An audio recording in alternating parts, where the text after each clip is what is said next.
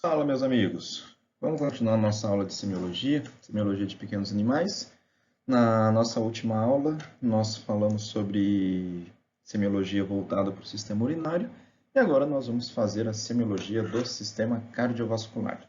Lembrando que depois que nós retornarmos, nós iremos fazer as práticas de todas essas aulas, ok? Então vamos lá, vamos começar a ver o que nós temos para abordar da semiologia do sistema cardiovascular.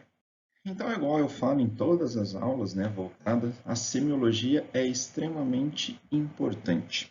Tá? Então, está aqui o procedimento mais importante. É ele que vai determinar se o paciente é cardiopata ou não.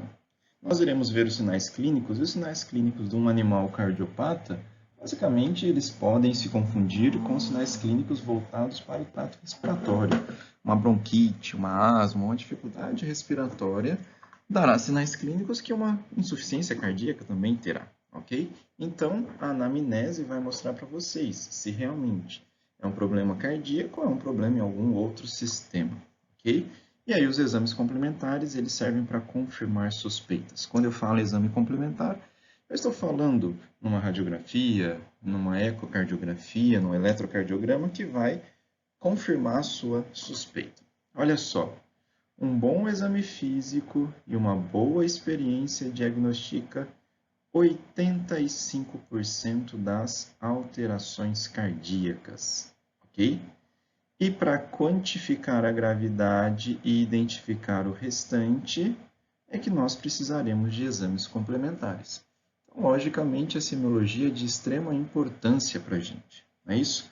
Um bom exame físico realizado, uma anamnese realizada de uma maneira minuciosa e pacientemente, já vai diagnosticar uma grande porcentagem dos pacientes cardiopatas. O exame complementar vai te auxiliar a ver a gravidade e o restante que você não conseguiu fechar no seu exame clínico. Então, para nós sabermos avaliar semiologicamente o sistema cardiovascular, nós precisamos relembrar a parte de anatomia e, logicamente, a parte de fisiologia. O coração ele possui 4 câmaras, né? 2 átrios e 2 ventrículos, átrio direito e átrio esquerdo, ventrículo direito e ventrículo esquerdo.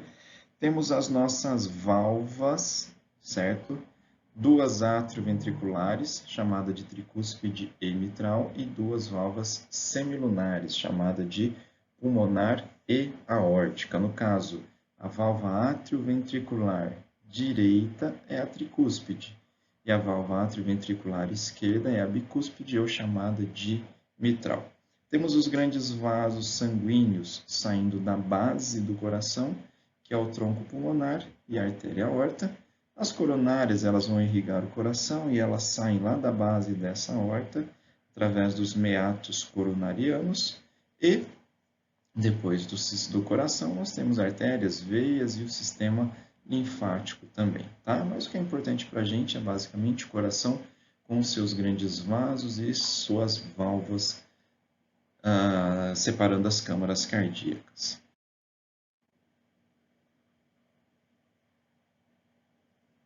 Então, aqui nós temos uma ilustraçãozinha, né, do que nós acabamos de conversar. Então, olha só, átrio direito, ventrículo direito. O sangue chega nesse átrio direito pelas nossas veias cavas, cranial e caudal, ou superior e inferior, certo? Chegou no átrio direito, passou por uma válvula chamada de válvula tricúspide e ele chegou lá no ventrículo direito. Desse ventrículo direito, esse sangue vai passar por uma outra válvula, que é a nossa válvula pulmonar, semilunar pulmonar, e vai chegar no nosso tronco pulmonar. Do tronco pulmonar, artérias pulmonares direita e artéria pulmonar esquerda. Lembra que isso é um sangue sem oxigênio, um sangue venoso, que está passando por dentro de vasos arteriais, né? Tronco pulmonar e artéria pulmonar direita e esquerda são, o próprio nome já diz, artérias. E aí esse sangue foi até os pulmões para ocorrer a hematose, certo? Quando a gente fala do lado esquerdo do coração, nós estamos falando de um sangue que está vindo do pulmão ou dos pulmões, né? Pelas veias pulmonares. Tá? Então, são veias que estão trazendo um sangue arterial.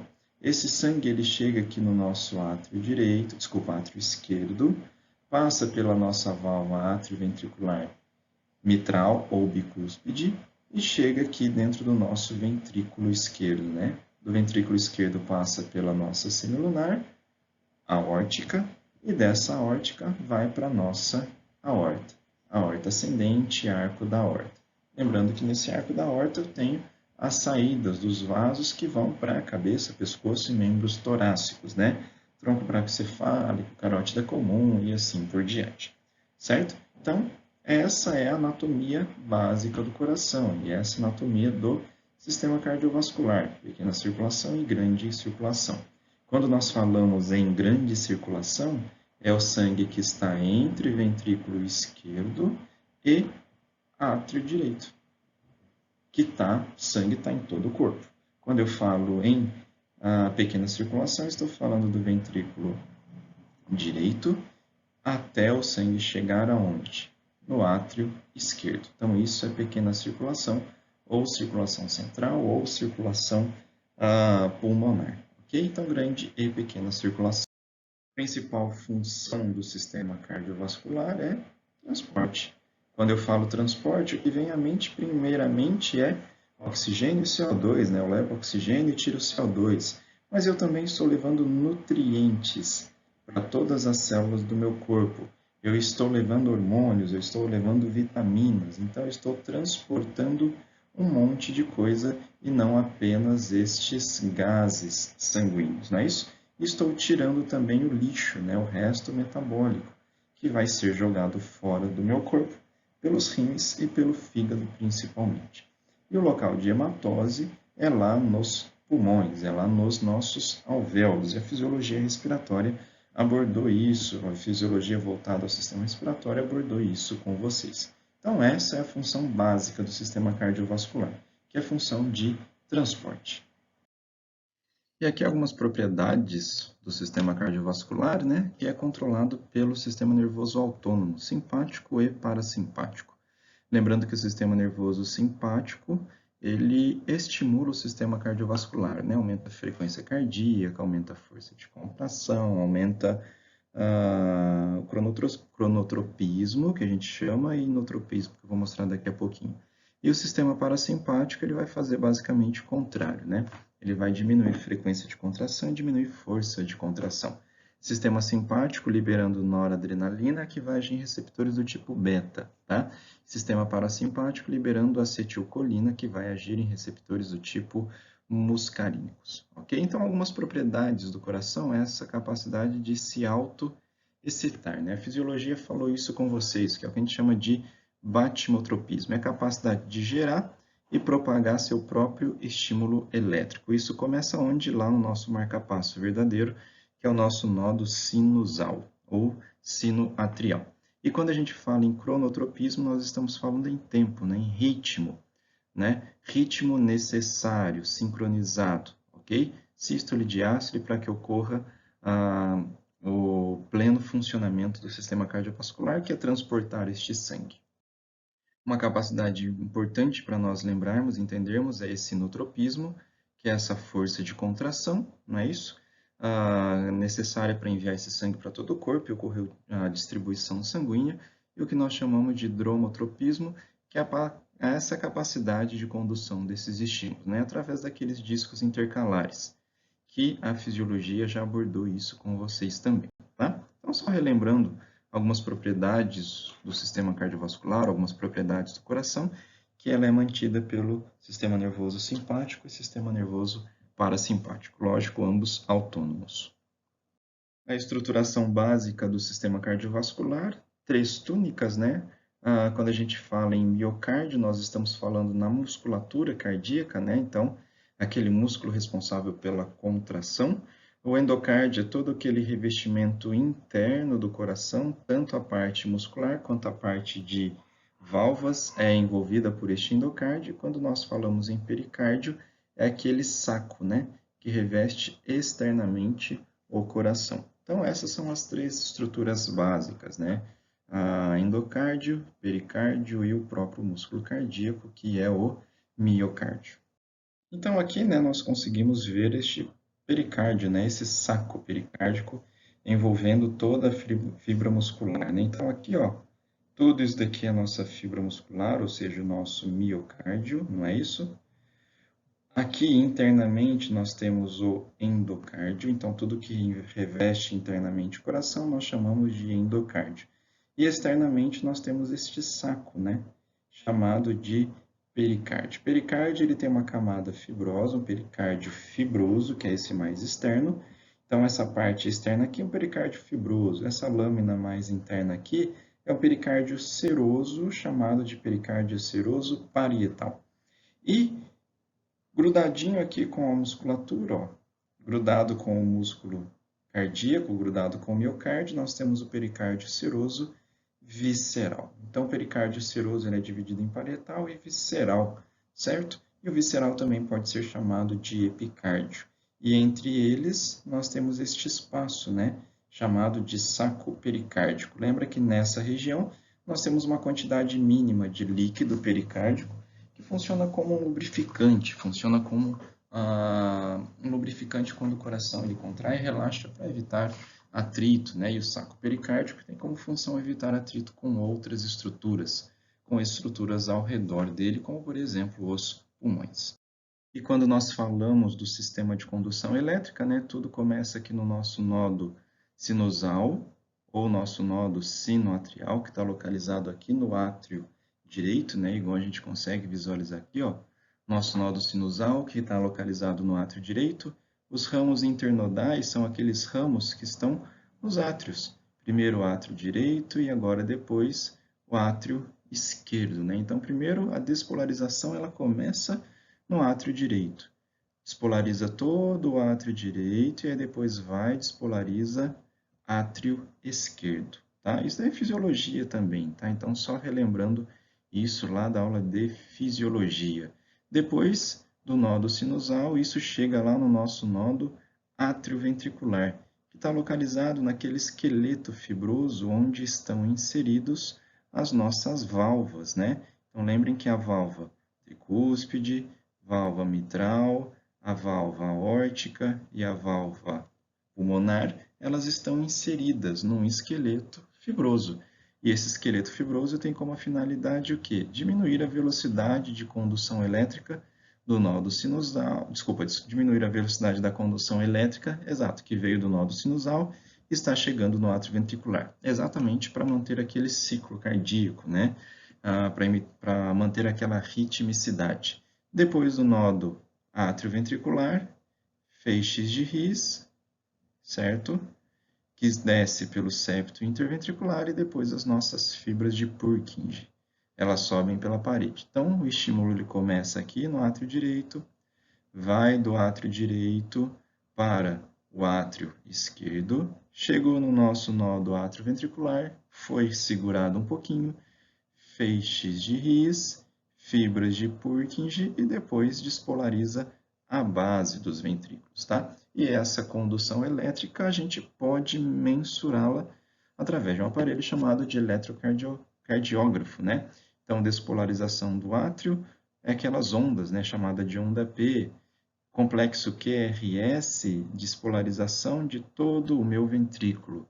E depois, onda T, repolarização dos meus ventrículos, tá? Dê uma relembradinha nisso com relação lá à aula de fisiologia. Isso foi abordado com vocês na aula de fisiologia. Então, dê uma relembrada. Isso é importante para a gente, ok? Alguns conceitos importantes para nós relembrarmos, né? É o que nós chamamos de pré-carga, né? A fisiologia também abordou. Pré-carga é tudo aquilo que está antes do coração. Então, vamos tentar fazer um desenho aqui do nosso coração. Tudo aquilo que está chegando no coração, está chegando no lado direito, é o que nós chamamos de pré-carga. Tudo aquilo que está saindo do coração, logicamente, está saindo pelo lado esquerdo, nós chamamos de pós-carga. Então, pré-carga é a quantidade de volume, né? A volemia, a quantidade de líquido que chega até essas câmaras cardíacas. Então, está aqui, ó, todo o volume que chega lá no coração. E pós-carga é a força que o ventrículo esquerdo tem que fazer para bombear este sangue, não é isso? E essa força ela é maior ou menor decorrente da de vasoconstrição periférica ou não, né? O que a gente chama de resistência vascular periférica, ok? Então, quando eu falo em pós-carga, eu falo em trabalho cardíaco, tá? Então, um aumento aqui, olha só, um aumento da resistência periférica, ou seja, se meu paciente apresenta hipertensão, os vasos que tinham determinado diâmetro, agora esses vasos estão com diâmetro reduzido. Consequentemente, meu coração tem que fazer mais força para fazer o sangue passar por este vaso sanguíneo, né? Isso a gente chama de pós-carga. E quando a gente fala em débito cardíaco, é o volume que o coração bombeia, né? O volume de sangue que é bombeado num determinado momento, ou seja, em 1 minuto.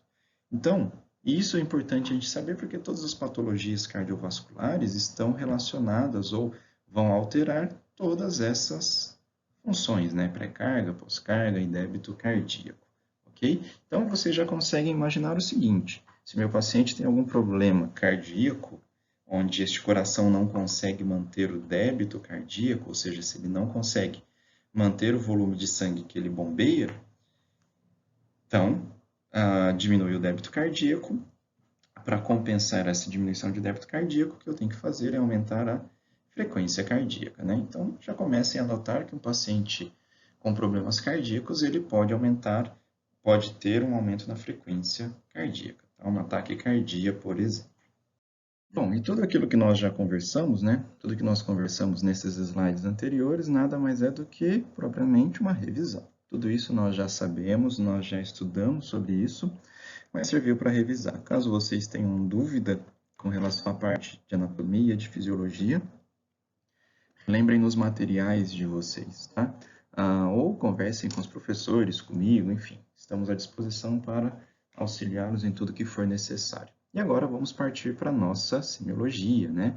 Começando aqui, ó, pela resenha. Então, todo mundo sabe que resenha nada mais é do que aquelas informações do animal, não é isso? Espécie, raça, idade, peso, de onde que ele é proveniente, se ele é por exemplo, daqui de Rio Preto, se ele veio de uma cidade de fora, de um país de fora, né?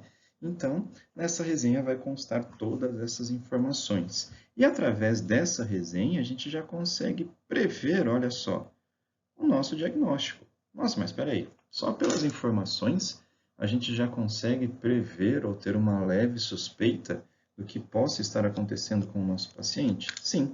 Como nós estamos falando da semiologia cardiovascular, vamos abordar apenas a parte cardiovascular, ok? Quando nós falamos, por exemplo, olha só, da mesma espécie, cães de raças pequenas ou raças grandes, né? Eu tenho patologias cardiovasculares que são extremamente comuns aos cães pequenos e tenho patologias cardiovasculares que são extremamente comuns apenas aos cães de raça grande, tá? Quando a gente fala em cães de raças grandes ou gigantes, né? Nós falamos principalmente de uma patologia chamada de cardiomiopatia dilatada, onde o coração, que era para ter um determinado tamanho, agora esse coração está totalmente globoso, né? Um coração dilatado, o próprio nome já diz. Cães de raça pequena ou de raças pequenas dificilmente são acometidas por este coração dilatado, né? Por essa cardiomiopatia dilatada. Lógico, não quer dizer que não vai acontecer. Logicamente que pode acontecer. A incidência é muito menor. E quando nós falamos de cães de raças pequenas, nós falamos de endocardiose, né? Quando a válvula ela começa a apresentar defeitos, quer seja adquiridos ou quer seja congênitos, enfim. Quando nós falamos de raças pequenas, nós falamos de endocardiose. Quando nós falamos de raças grandes, nós falamos de cardiomiopatia dilatada. Lógico, um cão de raça grande pode apresentar uma endocardiose? Pode.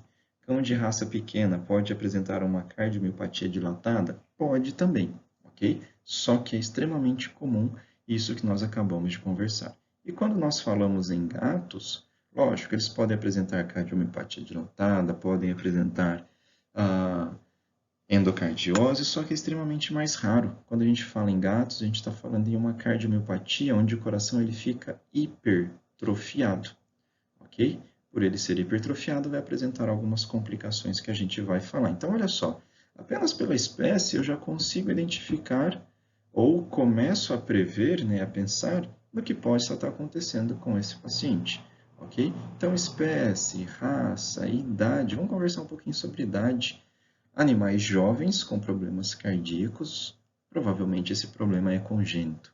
Animais idosos que estavam normais a vida toda e agora apresentam problema cardíaco, provavelmente isso é adquirido, ok? Então isso já começa a te dar um norte, isso já te faz raciocinar no que possa estar acontecendo com este paciente, ok? Então aquilo que nós acabamos de conversar, né? Entre as espécies, cães e gatos, gatos principalmente uma cardiomiopatia hipertrófica. Quando a gente fala de cães, a gente está falando de outras patologias. Lógico, uma hipertrofia cardíaca pode acontecer em cães? Pode, tá, pessoal? Então, eu sempre quero deixar claro para vocês que tudo pode acontecer. Só que estamos falando daquilo que é mais comum, ok? Então, quando falamos, por exemplo, idade, animais jovens, filhotes jovens que apresentem sinais cardiovasculares, provavelmente esses sinais, essa origem, né, é de uma patologia congênita. Animais idosos, isso é adquirido, degenerativo, né? Quando a gente fala em sexo, não tem muita variação. Quando a gente fala em raça, é aquilo que eu falei, raças de espécies, raças de porte grande a gigante ou raças de porte pequeno, né? Então, olha só, quando a gente pensa num cão gigante, um fila, por exemplo, ele pode apresentar uma cardiomiopatia dilatada. Quando a gente fala de cães de raças pequenas, né? Olha só, poodlezinho, então esses animais podem apresentar o que nós chamamos de endocardiose, tá? E quando a gente fala entre as espécies, né, os gatos principalmente podem apresentar cardiomiopatia hipertrófica, ok? Isso é o que mais comumente acontece, beleza? E quando a gente fala de meio ambiente, o que será que tem a ver o meio ambiente com relação a isso? Olha só, todo mundo, ou vocês, não sei se vocês já tiveram parasitologia, mas vão ter, ou se não já tiveram, né? Tem um verme chamado de Dirofilaria, que é um verme que habita o coração, o lado direito do coração. Então, o animal começa a manifestar sintomatologia relacionada a problemas do lado direito do coração. Não é isso? Então, a dirofilariose. Essa dirofilária, se vocês se recordarem, ela é transmitida por um vetor. Esse vetor existe apenas em cidades litorâneas, né? Então, quer dizer que aqui na nossa região, o animal não vai apresentar dirofilariose. Só que se for um animal que vai passar as férias junto com os tutores numa praia, numa cidade litorânea, ou se era um animal que morava lá e se mudou para cá, então é um diagnóstico diferencial que a gente tem que ter. Além disso, vamos pensar também, olha só, leishmaniose. Leishmaniose, ela causa uma miocardite, causa uma lesão do músculo do miocárdio, certo? Então, cidades endêmicas de leishmaniose, a nossa região, Votuporanga, Catanduva, Fernandópolis, Birigui, Jales, são todas cidades endêmicas com relação à leishmaniose. Então, devemos raciocinar isso também. A leishmaniose precisa de um vetor, então esse vetor ele não existe em temperaturas mais frias, né? Então, no sul, por exemplo, a incidência é muito menor. E também, lembra do parvovírus ou da parvovirose, que causa aquela diarreia sanguinolenta, né, nos nossos pacientes? Ela também causa lesão de miocárdio. Então, o animal filhotinho teve contato com o parvovírus, conseguiu sobreviver, teve um bom suporte, só que aí ele já tem uma lesão de miocárdio. E lá na frente, ou daqui a algum tempo, ele vai começar a apresentar sinais clínicos. Então, o meio ambiente ele também diz muita coisa relacionada ao sistema cardiovascular, ok? Então, o objetivo da nossa aula de hoje era relembrar os aspectos anatômicos e funcionais do sistema cardiovascular e falar um pouco sobre esta resenha. Na nossa próxima aula, nós já iremos abordar sinais clínicos, ok? Eu vou mandar no e-mail de vocês também o capítulo do livro do Feitosa, de semiologia, para vocês já estudarem. Quando nós falarmos de sinais clínicos, você já tem essa ideia na mente de vocês. Ok, pessoal? Então é isso. Nossa aula de hoje era isso que nós tínhamos que abordar. Qualquer dúvida, estou à disposição de vocês. Um grande abraço, pessoal.